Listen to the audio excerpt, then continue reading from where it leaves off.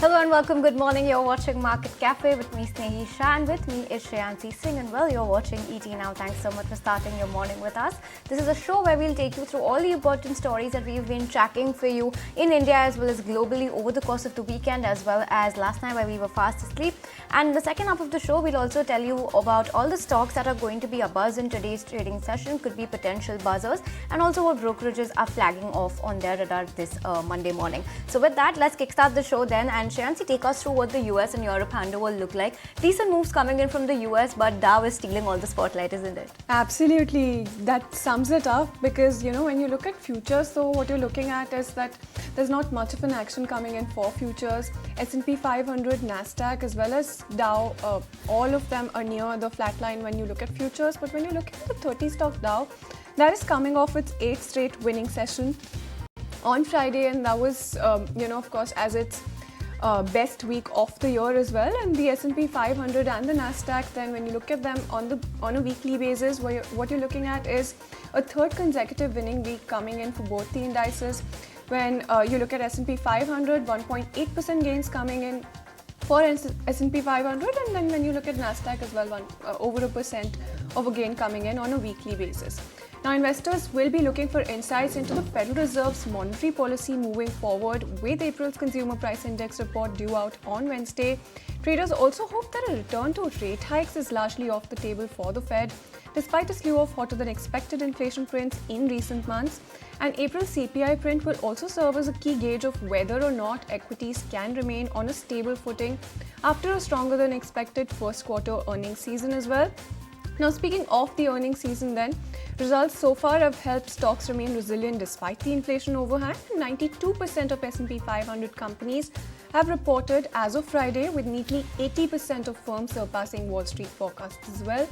Now, when you look at the action coming in on the European markets front, the Pan-European Stock 600 index was up about 0.8% thereabout by the close, and mining stocks and utilities led gains were up 1.3% and 1.5% respectively. But all major bourses were in the green, with the Stock 600 as well as Germany's DAX, France's CAC as well, and UK's FTSE notching fresh record highs. So that's the kind of moves that you're seeing for Europe as well. But that being said, what are you looking at in terms of oil? Because it's been quite the interesting week last week, right? It has been, but well, both of these oil indices that we track, WTI as well as Brent crude, were on course for a losing week last week. And let's also understand what's happening with oil now. Oil prices have fallen by nearly $1 a barrel on Friday, as comments from US central bank officials indicated higher for longer interest rates, which could hinder demand from the world's largest crude consumers. Now, on the spot basis, when you take a look at where both of these indices have closed, WTI is just shy of $78 per barrel and Brent crude is just above 82. It's somewhere between $82.5 a barrel as we speak. Now, both benchmarks were headed for weekly losses last week. Oil prices were also pressured as the US dollar strengthened after Dallas Federal Reserve President Lori Logan said it was unclear whether the policy was tight enough to bring down inflation to the US central bank's 2% goal. Remember, a strong dollar makes greenback denominated commodities more expensive for buyers using other currencies, and higher for longer US interest rates could also dampen demand. We also had comments coming in from Raphael Bolstick, and not very positive when it comes to inflation as well, because he said that he hoped by so far the restrictive policy would have helped inflation come lower for the US, but that has not happened yet. So all eyes will be on what the Fed commentary is going ahead. This week also we have a whole host of Fed presidents and FOMC members who will be giving their respective commentary on inflation as well. Now, higher interest rates typically slow economic activity and weaken oil demand. Prices were also under pressure from rising US fuel inventories approaching the typically robust summer driving season. So lots of inputs coming in, lots of factors that are at play when it comes to oil, but well, yes, a lot is happening with oil as well, Shreyansi. Absolutely. And speaking of the lot that is happening with oil, right? Latest comments coming in from Iraqi oil minister saying that they're committed to voluntary oil production cuts by OPEC Plus and is keen to cooperate with member countries on efforts to achieve more stability in global oil markets as well. So that's the latest in terms of commentary. Well, all right, and also let's take a look at all the important cues that we need to be watching out for in today's trading session. Mind you, there's a lot happening, so here's a list and here's a sum up of all of that. Today from India, we can expect the India trade data as well as CPI inflation figures to come out. So we'll have to keep a close eye on that as well. Today, fourth phase of polling is also going to be happening. So we're also going to be heading to the polls today, and 96 seats are going to be up for polls today.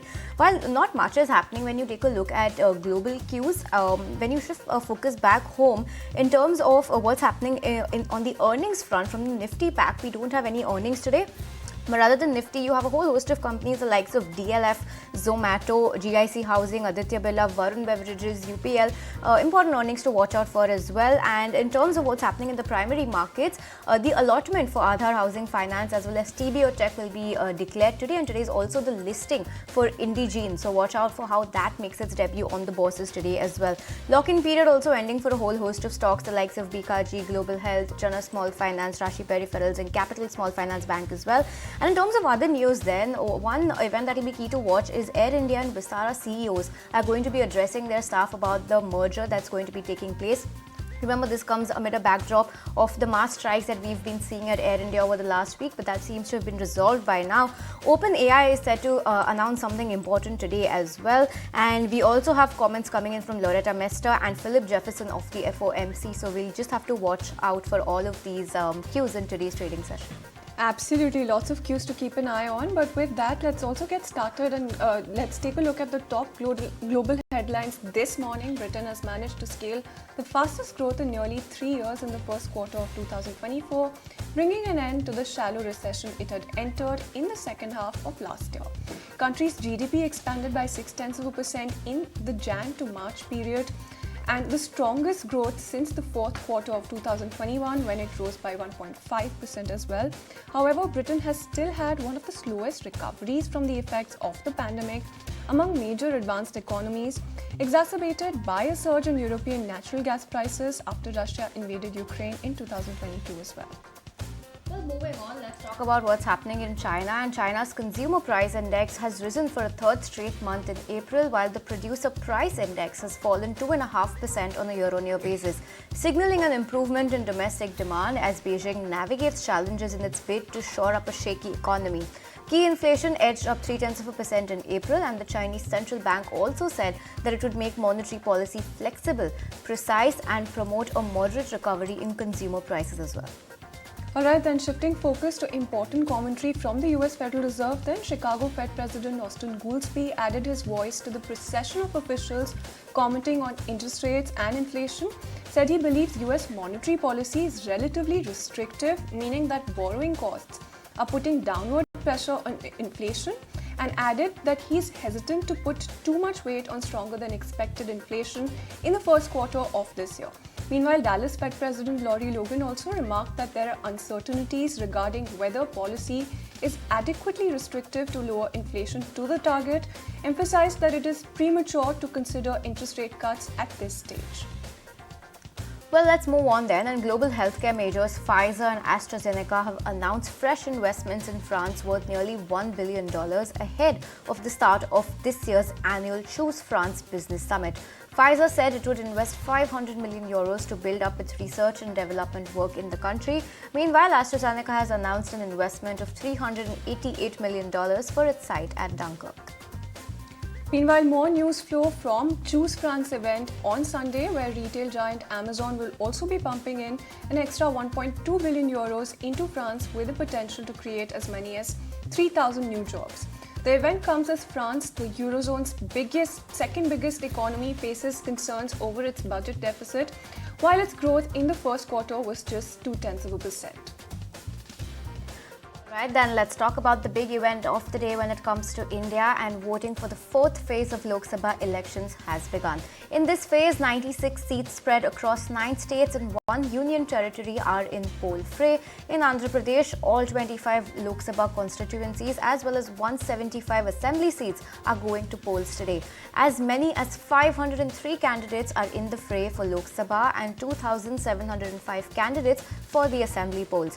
Meanwhile, in Telangana, polling is taking place on 17 seats. Hyderabad will witness a much anticipated poll battle between AIMIM President Asauddin Owaisi and BJP's Madhvi Lata, BJP's first female candidate from this seat. Now in Jammu and Kashmir, voting is being held in Srinagar, one of the 3 seats in the Kashmir Valley. Srinagar has been a stronghold of Jammu and Kashmir National Conference. The National Conference has won 10 out of 13 elections held for the seats so far. Meanwhile, West Bengal is witnessing a poll battle on 8 Lok Sabha seats today. TMC leader Mahua Moitra is in poll fray from Bengal's Krishnanagar. TMC candidate and ex-Indian cricketer Yusuf Pathan and senior Congress leader Adhir Ranjan Chaudhary are contesting against each other in Bahrampur. In Asansol then, TMC candidate Shatrughan Sinha is in the poll fray today. Meanwhile, in Maharashtra, voting is taking place across 11 seats and Union Minister Rao Saheb Danve, BJP leader Pankaja Munde and actor-turned-politician Amol Kolhe are among the prominent candidates. The most prominent of the constituencies in Uttar Pradesh is Kannauj, where SP Chief Akhilesh Yadav is contesting for his 4th time, having won consecutively in 2000, 2004 as well as 2009. Well, Yavar is standing by with an on-ground report straight from Jammu and Kashmir. Yavar, take us through what's the sentiment as of now before the state goes to polls. Stage is set for the parliamentary constituency polls in the Srinagar city in the 4th phase, while as the additional security cover have been put in place to ensure the smooth conduct of the elections. This is the first general election after the Centre Purge Article 370, and the 2 main players who are on the fray is the National Conference Agha Saidullah Mahdi and the PDP's Wahidur Rahman Para. Right now we are in the Pulwama, where you can see that the additional security cover have been put in place to ensure the smooth conduct of these polls. Remember that 2,136 polling stations have come across these 18 assembly segments comprising of in the Srinagar, Budgam, in the Pulwama, Gandarbal as well as in the Shopian. Now there are the expectations that there will be a high voter turnout this year, and considerably other 18 independent candidates are also on the fray. In total 24 candidates are on the fray, and now the government, they have to say that all the preparations have been put in place. There will be the 3 seats in the Kashmir Valley which are going for the polls. One is today, there's a Srinagar, then it comes to the 20th of the Baramulla, and lastly the thing that has been put in place for the rescheduling of the polls is the Anantnag Rajouri seat, which will come in the 25th of the May. Now you can see that the security cover have been put in place at this particular place. This is the same polling booth where the National Conference candidate have already been on the cards, and this is the thing that the additional securities have been put in place. Now this polling booth will witness the turnout, and the PDP's candidate Wahidur Rahman Para is going to cast his vote from this particular polling booth. And besides that, the thing that has been added up today by the Election Commission of India is a themed thing.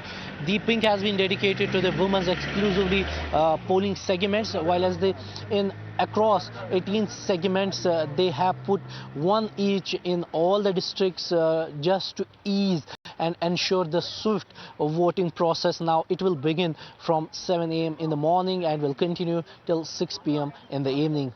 All right, thanks Yavar for all of those details. So those are the kind of arrangements that are being made in J&K. But let's also go across to Times Network's Rakesh Sambaji for a ground report from Maharashtra's Sambhaji Nagar. Rakesh, tell us what are the kind of arrangements that are being made right now?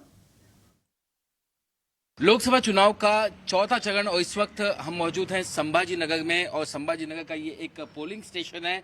और खास बात ये है कि संभाजी नगर में आज सभी जगह पर शहर में यही संदेश दिया जा रहा है कि आज छुट्टी का नहीं, जिम्मेदारी का दिन है।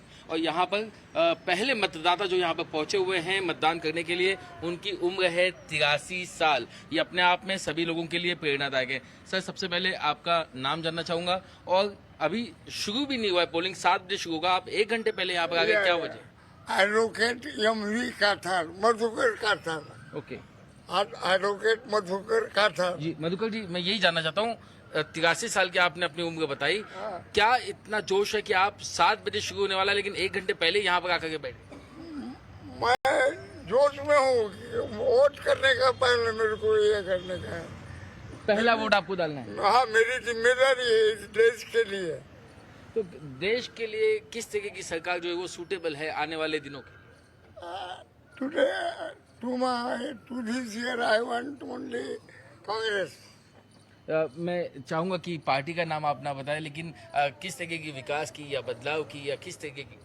सभी बदलाव चाहिए। क्या है, कौन सा अच्छा काम हो रहा, नो एडमिनिस्ट्रेशन। जी, अगर मैं जो आपकी जो उम्र है, आप यहाँ वोट देने आए हैं, मैं आपसे ये भी जानना चाहूंगा जो युवा पीढ़ी है उससे आप क्या संदेश देना चाहते हैं कि वो भी घरों से बाहर निकले? युवा पीढ़ी ने मेरे जैसा ऐसा ये रहना चाहिए, देश के लिए काम करना चाहिए। संभाजी नगर के बाकी लोगों को भी आज घर से बाहर निकलना चाहिए, जल्दी से जल्दी आके ज्यादा से ज्यादा मतदान करना चाहिए। मेरी तरफ देखो, मैं 83 कंप्लीट हो रहा तो भी मैं पहला वोटर हुए फ्रॉम 5 इन द मॉर्निंग। हमसे बातचीत करने के लिए बहुत बहुत शुक्रिया। तो मधुकर जी जो है वो कह गए हैं कि किस तरीके से वो 83 साल के हैं और वो यहाँ पर अगर मतदान देने आ सकते हैं तो हर कोई यहाँ पर मतदान देने जरूर आ सकता है। All right, well, that's the status check coming in from there. But let's shift focus and talk about what's happening in Varanasi, because Varanasi star MP Narendra Modi will be filing nomination papers from his Karma Bhumi on 14th of May. Now, today, Prime Minister will hold a roadshow on the streets of Kashi amidst blowing of conch, sounds of drum beats and chanting of mantras. 10 lakh BJP workers have been called from all over the country to join the Prime Minister's roadshow. The roadshow will show a glimpse of the achievements of the Modi government over the last 10 years. 100 points have been made to welcome the PM in the 5-kilometer-long roadshow. In this, a glimpse of the cultures of mini India and UP will also be seen. The roadshow will start around 5:30 PM and will go on till 8 PM today. And well, Times Network's Ashutosh is joining in from Varanasi on the latest. Ashutosh, take us through what's happening and what's the atmosphere in Varanasi right now.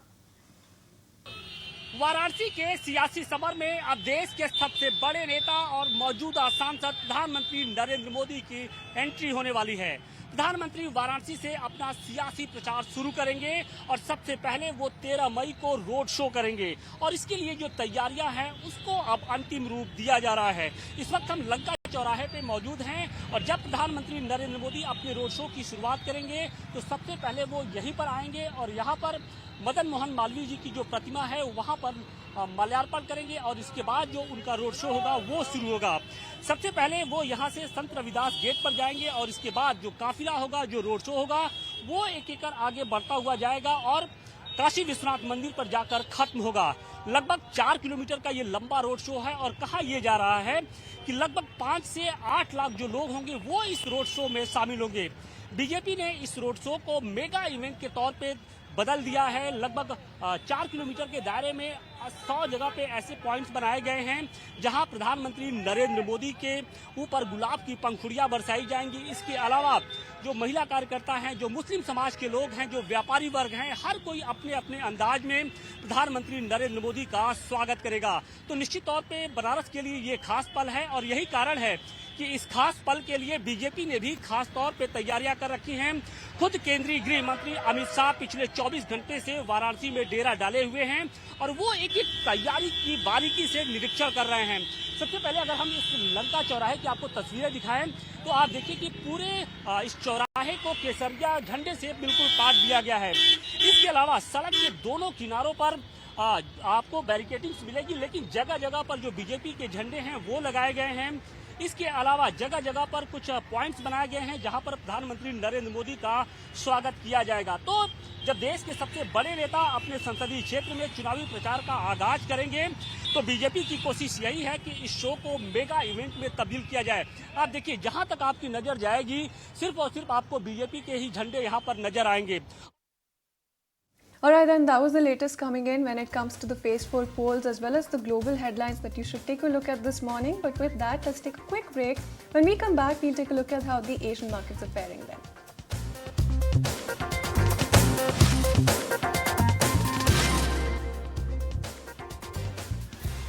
Hi there, welcome back and thanks so much for still staying tuned to Market Cafe. You're watching ET Now. Now, while we have the CPI numbers due later today, let's talk about another important metric and that's the industrial output for the month of March, which grew at 4.9% versus 1.9% in the same period last year. However, the industrial growth is lower than 5.7%, which was reported in February. Now, talking about sector-specific growth, strong performance in the manufacturing sector, which grew by 5.2% as against 1.5% in March last year, was one to watch out for. Absolutely, and let's switch focus to some earnings then. And Tata Motors reported a steady set of numbers in the fourth quarter. Revenue and EBITDA came in line with estimates. However, when you look at the profit after tax, that managed to beat street estimates. The management also said that the India business is now debt-free and that the company is on track to become net automotive debt-free on a consolidated basis in financial year 25. Let's also listen into what the management had to say then. Currently, internal teams are working away in terms of drawing up the entire plan. And the next step that we need to do is to put up a scheme of arrangement which needs to be put up to the board for approval. I would expect in the next 1-2 months the scheme would get approved by the board. And thereafter, I would expect maybe another 8-9 months for the NCLT process to complete. April next year, we should try and get this concluded. Worst case slips to July. Alright, that's the word coming in from the management at Tata Motors. But let's keep it going with auto earnings then. And Eicher Motors has reported a healthy set of numbers in the fourth quarter, with revenue and margin coming in line with estimates. Meanwhile, profit came in higher than what the street was penciling in. The auto company has also declared a final dividend of 51 rupees per share. Let's go across and listen to what the management had to say on their launch plans going forward. Listen in. Our classic motorcycles, which is now flex fuel compatible, which can be sold. And that's a focus because ethanol blend can happen, and that's where we started working on. In terms of consumer requirements, we are extremely focused. What he is looking at in the middleweight motorcycle and what he is expecting out of Royal Enfield for the motorcycling experience. So any other clean mobility solutions which we are working on that shouldn't confuse us from what we are working on. To that extent, our focus as of now is on the petrol motorcycles. As far as future product is concerned, it's not in this financial year. So I can, as far as EV is concerned. Alright, that's the word coming in from the management of Eicher Motors. But let's also take a look at what brokerages have to say on that stock this morning. And Jefferies has released a note. They've maintained a buy rating, have gone ahead and hiked the target price to 6,000 rupees from 4,900 rupees a share. So that's a pretty good uptick coming over there. They believe that the numbers are good and in line when it comes to quarter 4. Now, they also say that two-wheelers are poised for strong growth in India, and they also believe that the long-term market share outlook for Eicher Motors has improved. And they also believe that it's still a good time to buy into the stock. So that's the word coming in from Jefferies this morning on Eicher Motors. Absolutely, and let's keep it going with earnings then. Cipla has reported a lackluster set of earnings for the quarter gone by. When you look at the revenue, then that met analysts' expectations. But when you look at margin and EBITDA, came in lower than estimates rather. And the management also added that Q4 is a seasonally weaker quarter and guided that FY25 EBITDA margins of 25% is what they're looking at as well. Let's also listen into what the management had to say about the demand business as well as the CHL business in particular as well. It's been a remarkable trajectory in the US. And we're looking forward to some new launches as they come into the US momentum. If we look at emerging markets in Europe, it was a good quarter for them, I think. And again, in Europe, we're looking forward to a significant number of launches. Hopefully that will come in this year. We see some volatility settling down in the emerging side of the world. And so I think that will contribute to overall increase in the trajectory in that business. Overall, I think good progress on our pipeline even this year. Alright, let's shift focus from earnings then and talk about a stock that will be in focus today, and that is CDSL. Now, this stock will be in focus after it has cut its transaction charges once again, this time by 12% on a weighted average basis. My colleague Somit is here with us to get us all the details on this and what this could mean for the company. Somit, take it away. Well, if you see, CDSL has cut its transaction charges, which will be applicable from now on, and on a weighted average basis, if you see, the transaction charges have been cut by around 12% compared to what it was earlier. Now, post this cut, if you see, CDSL charges are now marginally lower compared to what NSDL is charging. Now, transaction income accounted for nearly 27% of the total total operating income of the company in FY24, and as per analysts, this reduction in charges could lower the FY24 revenue, EBITDA and profit before tax by anywhere around 3% to 5 odd percent. But do remember, these cut in charges will be applicable from FY25, hence the impact of this will be seen in FY25, and actual impact would be lower given the fact that there are certain regulatory fees which are linked to transaction revenue. So if transaction revenue goes down, this regulatory fees will also go down, hence the net impact of this cut in transaction charges would be in fact lower lower than 3 to 5 odd percent, what we are understanding based on FY24 revenue currently. Also, if the cash volumes pick up for CDSL post this cut in transaction charges, then this will further negate the effect of the price cut that we have been seeing. However, if cash volumes do not pick up, then the impact of this cut in transaction charges could be much higher for CDSL. So keep an eye out for CDSL in trade. We will keep an eye on CDSL as well, but then MSCI's May index rejig is also on the cards. Mark May 31st on your calendars because that's when the adjustment is going to happen. But Soumit is standing by to take us through the details of that as well. Soumit, tell us which are the key inclusions as well as exclusions then? Well, MSCI will be announcing its changes to its indices tomorrow early morning, that is on May 14th, and the adjustment regarding these changes, or that is exclusions and inclusions, which will lead to inflows and outflows in the stock prices, are expected to happen on May 31st. So the stocks that would largely remain in focus on the back of inclusions are PB Fintech, Phoenix Mills, Indus Towers, Sundaram Finance, because these stocks are expected to see an inflow of anywhere between 200 to $40 million US, which is nearly 3 to 15 times the 20-day average volume. Apart from that, it's NHPC, Torrent Power, Mankind Pharma, Solar Industries, Jindal Stainless Steel and Bosch, which could see an inflow of anywhere between 150 to 200 million US, which is nearly 3 to 14 times the 20-day average volume. Then there is Canara Bank, Thermax and JSW Energy, which could see an inflow of anywhere between 115 to 148 million US, which is nearly 3 to 14 times the 20-day average volume.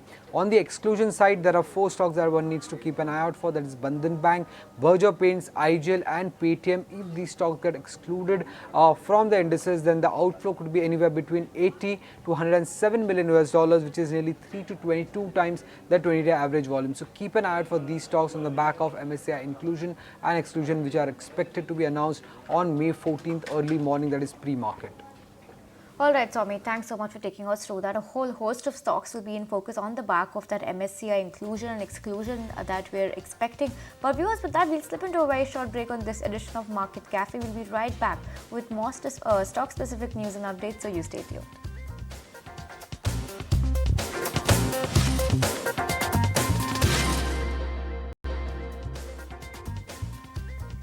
Welcome back. Thank you so much for staying tuned in. We'll take a look at stock-specific news in just a bit, but for now, let's also take a look at futures and options and how the roundup is shaping up like. Ansh is standing by with that snapshot. Ansh?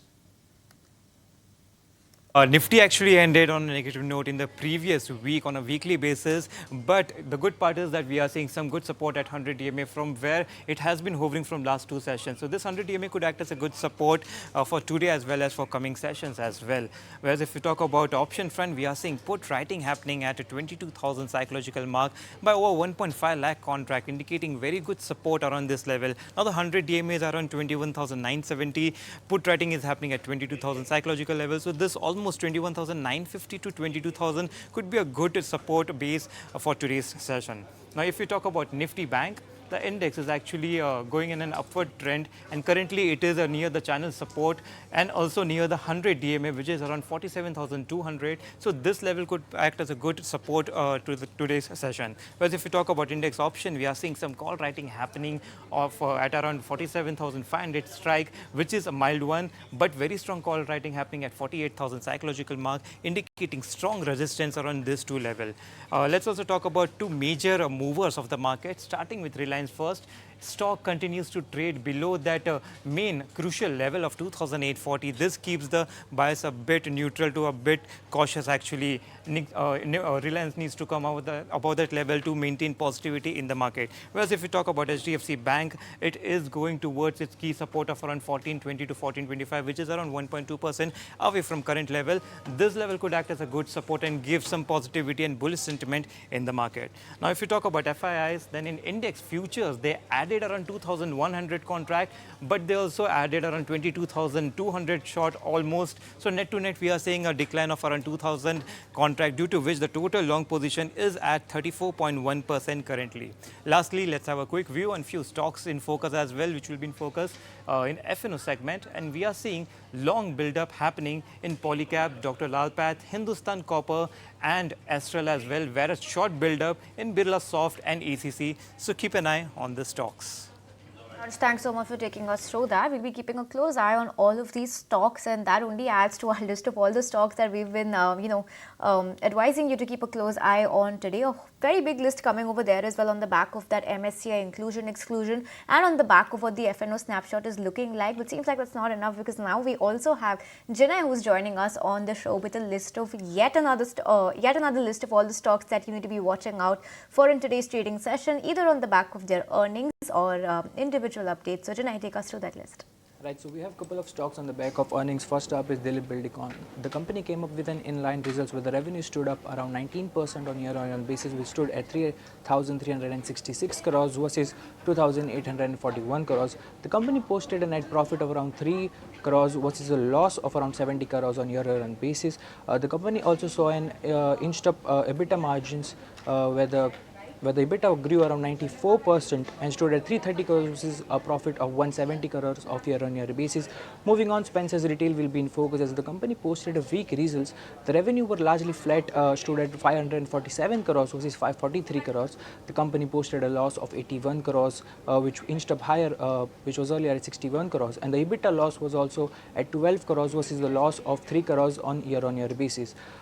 With the addition to this, Mr. Rahul Nayak, who is an whole-time director of the company, has posted his resignation, and the company will be issuing an amount of aggregating about 300 crores. And moving on, Kalyan Jewellers will be in focus as the company posted a good set of numbers. The revenue stood around at 4,535 crores, which was up 35% year-on-year basis, and the net profit was also up around 97%, which stood at 137 crores versus 70 crores year-on-year basis. With this, the company also posted a business update where for the first 40 business days for the quarters, company witnessed an early double-digit growth in the same store sales growth when compared to the same period in prior period. And lastly, Dodla Dairies will be in focus as the company commenced its commercial operation in a dairy plant situated in Karnataka with the capacity of 40,000 liters per day. Absolutely. So those are the counters that you should keep an eye on. Thank you, Jinay, for that roundup. Those are the counters that you should keep an eye on account of their earnings, as well as on account of some more updates coming in. But let's also shift focus and take a look at the stocks that you should keep an eye on account of brokerage notes coming in this morning. And Ansh is standing by with that roundup. Ansh? Goldman Sachs has come up with a report, and they have maintained sell rating. They have also trimmed the target price from 2,200 to 2,150, which is over 8% below the current market price. And this is on the back of subdued volume growth despite a favorable base. Also, the guidance implies that the growth will remain below the pre-COVID level, which is negative for the stock. Apart from this, ABB India will also be in focus as Jefferies has come up with a report, and they have maintained a buy rating on the stock, and they have also hiked the target price from 6,250 directly to 8,845, which is 22% over the current market price. They have said that the 49% profit beat is driven by the margins, and they see no material one-off effect in the margins. Also, the order flow is likely to pick up further after election in the second half of calendar year FY24. Citi has come up with a report on Polycab, and they have maintained buy rating, hiked the target price from 6,276 directly to 7,708, which is around 25% above the current market price. This is on the back of strong Q4 results plus growth momentum remain intact. They have also said that the cable and wire business growth was strong strong and balance sheet and working capital remain healthy, which is positive for the stock. Jefferies on TCI Express have maintained a buy rating, but they have cut the target price from 1,980 to 1,825. But still, the current market price is, if we compare from target price, it is still above 65% from current market price. Volumes have bottomed out. Growth recovery should come. Company has also conserved the cash, as the FY24 capex was just 46 crore as compared to their plan of 80 crore. Bank of Baroda is also in focus, as IIFL have upgraded actually their rating from add to buy, and they have hiked the target price to 300 from 255, which is 25% above the current market price. They have upgraded to buy on attractive relative valuation, and NIM has expanded and should remain stable, is what IIFL is saying. Also, the stock is trading at 40% discount to SBI despite of similar profitability, which is a very good and positive sign for the stock. Jefferies on Eicher Motors have maintained a buy rating, and they have hiked the target price from 4,900 directly to 6,000 rupees, which is 28% above the current market price, and this is on the back of good and inline Q4 numbers. They have also said that the two-wheeler are poised to for a strong growth, so keep an eye on the stocks. All right, Raj, thanks so much for taking us through that list. Well, clearly lots of stocks to watch out for in today's trading session. Implied open indicating a rather muted start, but we'll just see how that pans out for today's trading session. But other than that, viewers, I'm afraid we're completely timed out on this edition of Market Cafe. From Shreyan, Simi and the entire team that put this show together, thanks so much for watching. But while we bid you goodbye, you stay tuned to the channel, because the market takes all the action ahead.